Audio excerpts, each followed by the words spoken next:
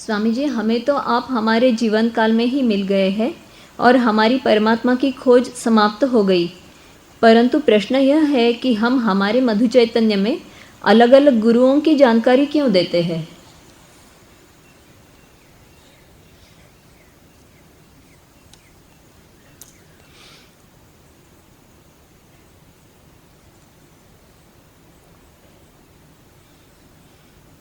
गुरुओं के पहरावे,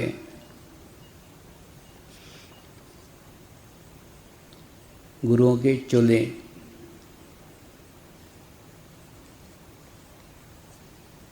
गुरुओं के ड्रेस,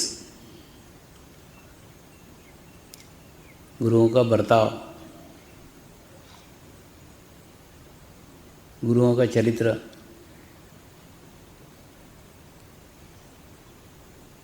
दिखने को अलग अलग दिखता है,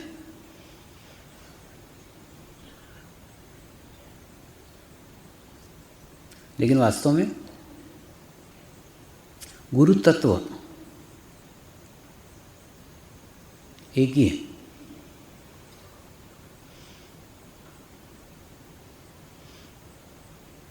इसी बात को ध्यान में रखते हुए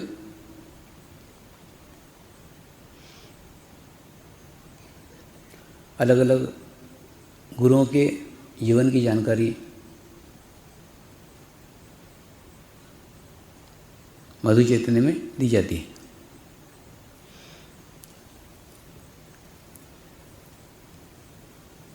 हिमालय में भी मुझे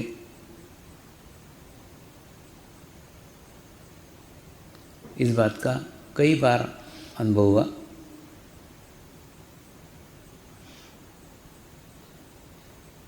हिमालय के एक कोने के गुरु और हिमालय के दूसरे कोने के गुरु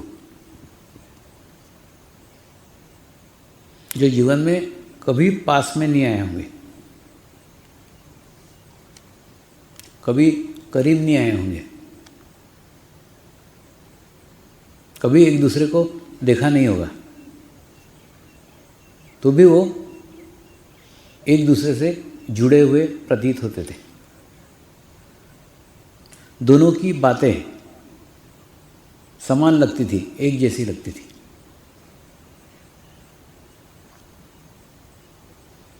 वो इसीलिए लगता था क्योंकि सत्य एक ही है, एक ही अनुभूति है। अनुभूति के द्वारा जो भी मनुष्य उस सत्य तक पहुंचा है वो एक ही बात करेगा।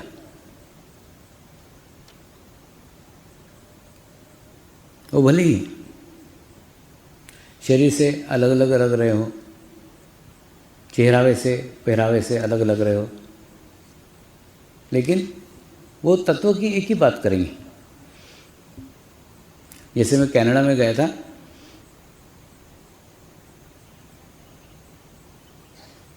तो कनाडा में उनको बताया, कनाडा के लोग बोले कि सूर्य मेरा है, तो ये बात सत्य नहीं है, क्योंकि सूर्य सबका है। और कोई कह रहा है कि ये सूर्य मेरा है, इसका अर्थ है सूर्य के सत्य स्वरूप को उसने जाना ही नहीं है। सूर्य के पूर्ण स्वरूप को उसने जाना ही नहीं है। जाना होता तो ये पहचानता कि सूर्य कनाडा का भी है, जर्मनी का भी है, यूके का भी है, भारत का भी है, सिंगापुर का भी है, सबका है।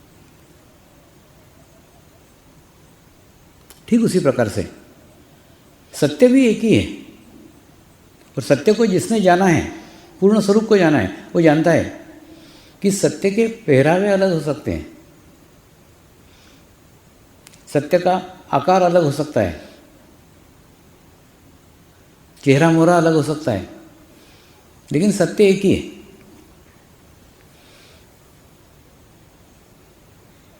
मैं विभिन्न धर्मों के गुरुओं के सानिध्य में आया,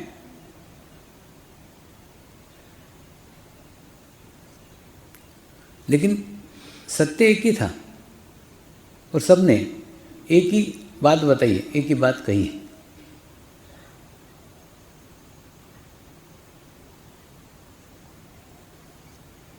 यह बात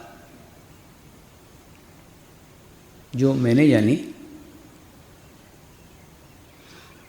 वही बात साधक भी जाने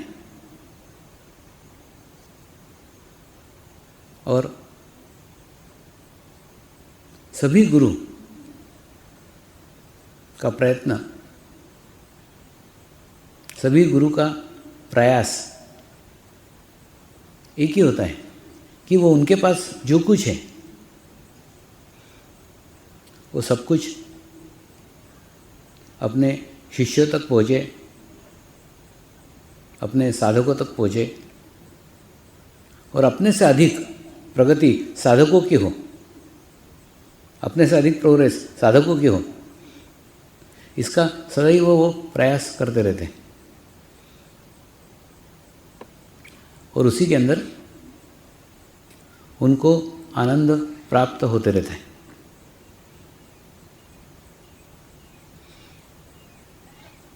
गुरु सुई धागे के समान है। जिसे सुई धागा होता है सदैव जोड़ने का कार्य करता है। वो क्या कार्य कर रहा है वो आपके समझ में आएगा नहीं आएगा, लेकिन वो सदैव जोड़ते रहता है। आदमी को आदमी के साथ, आदमी को आदमी के साथ जोड़ने का कार्य सूक्ष्म रूप से उसका चलते रहता है। वो हमको नज़र नहीं आता, हमको समझ में नहीं आता, लेकिन वो सूक्ष्म रूप से वो कार्य चलते रहता है। वो कभी कैंची का कार्य नहीं कर सकता, तोड़ने का, फाड़ने का, काटने का कार्य वो दिख रहा है करते हुए, लेकिन करेगा नहीं।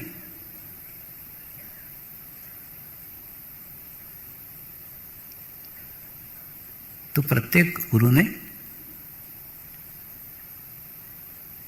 अपने जीवन काल में सदैव दूसरों के बारे में सोचा है और सोचना उसका स्वभाव हो जाता है। दूसरे का भला करना उसका स्वभाव हो जाता है। सबका भला हो ये उसका भाव हो जाता है।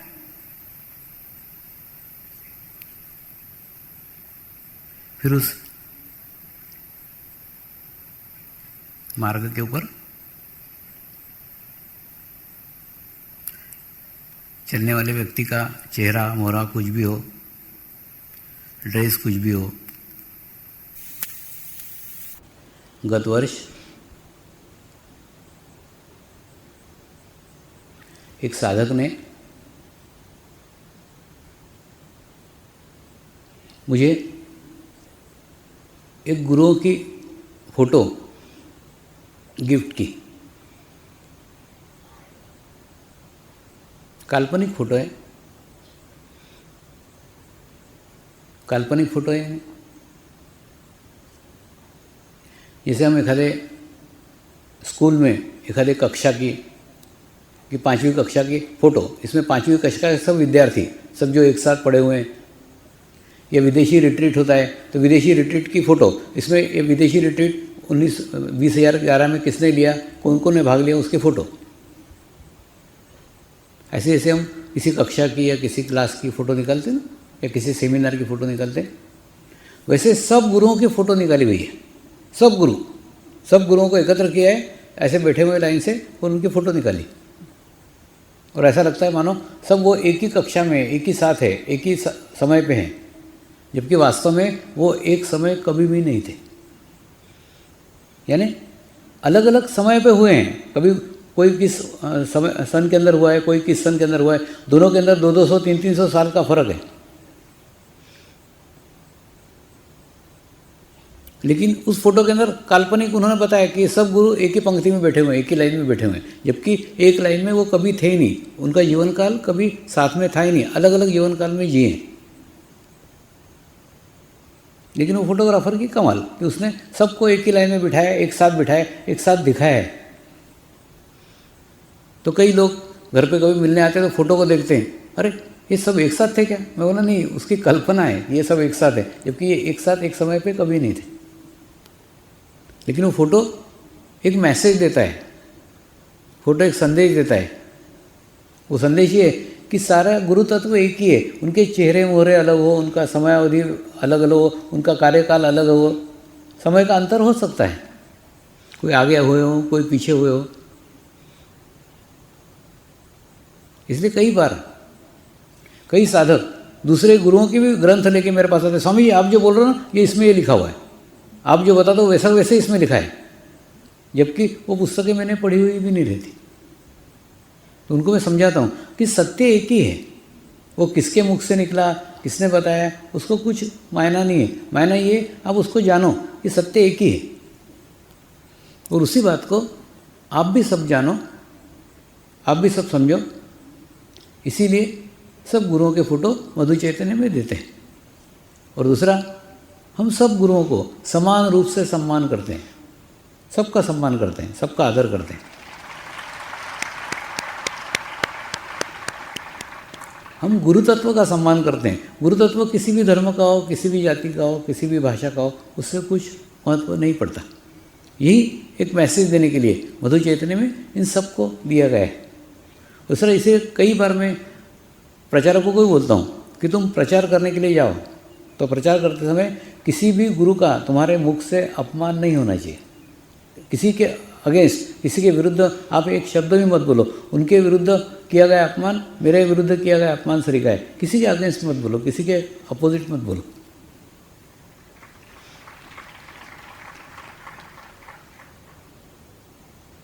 धर्म ग्रंथों में तो यहाँ तक लिखा हुआ है, किसी गुरु का अपमान यानी नर्क में जाने का रास्ता तुम खुद खोल रहे हो।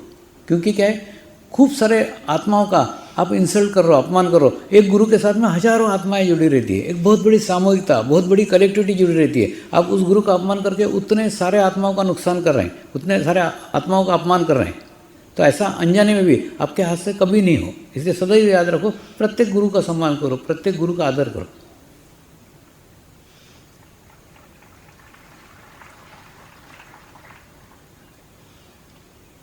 और ये करो, ये एक एक को जाके बताया नहीं जा सकता ना, और सब तक पहुंचाया नहीं जा सकता। इसलिए वो मैसेज है कि मधु चैतन्य में हम सब गुरुओं का सम्मान कर रहे हैं, आदर कर रहे हैं, रिस्पेक्ट कर रहे हैं। वो किसी भी धर्म के हो, किसी भी जाति के हो, किसी भी भाषा के हो, सबको उसके अंदर स्थान दिया हुआ है। तो एक मधु चैतन्य प्रत्येक के घर घर में जाता है, तो उस घर घर से एक एक मैसेज जाता है। कई बार क्या होता है मुझे, एक छोटा सा मैसेज, छोटा सा घटना एक बहुत बड़े मैसेज को देती। और सदैव जब भी जीवन के अंदर मेरे ऊपर जिन्होंने पत्थर मारे ना, उन पत्थरों को मैंने इकट्ठा किया, इकट्ठा करके उसकी सीढ़ी बनाई और यहाँ तक पहुँचा।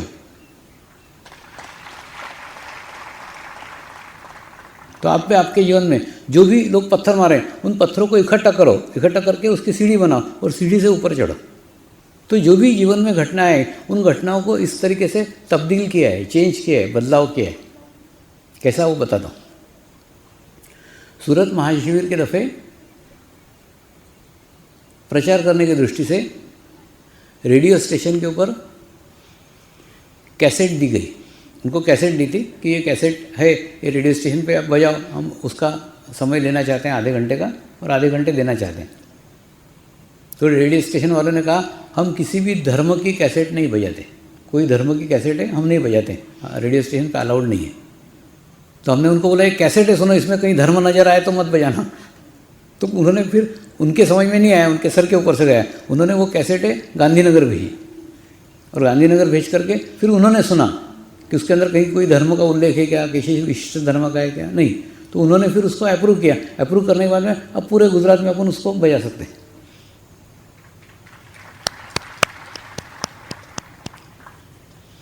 लेकिन मुझे उस दिन ऐसा लगा कि हम सब धर्मों का सम्मान करते हैं, सब जातियों का सम्मान करते हैं, सब भाषाओं का सम्मान करते हैं, ये हम करते हैं। कैसेट कोई सुनेगा 8 दिन की तब उसके समझ में आएगा, लेकिन इतना समय नहीं है। तो ऐसा कौन सा मार्ग है, ऐसा कौन सा रास्ता है कि जो छोटे से रास्ते से, छोटे से घटना से एक मैसेज दिया जा सकता है कि हम सबका सम्मान करते हैं, सबका रिस्पेक्ट करते हैं। तो सूरत महाशिविर से फिर ये दीप प्रागट्य का शुरू किया। सब धर्मों के गुरुओं को बुला करके दीप प्रागट्य करके कार्यक्रम की शुरुआत करते हैं। तो एक घटना से एक बहुत बड़ा मैसेज पहुंच गया, जो इसके लिए 8 दिन का कैसेट सुनने का ज़रूरत नहीं है।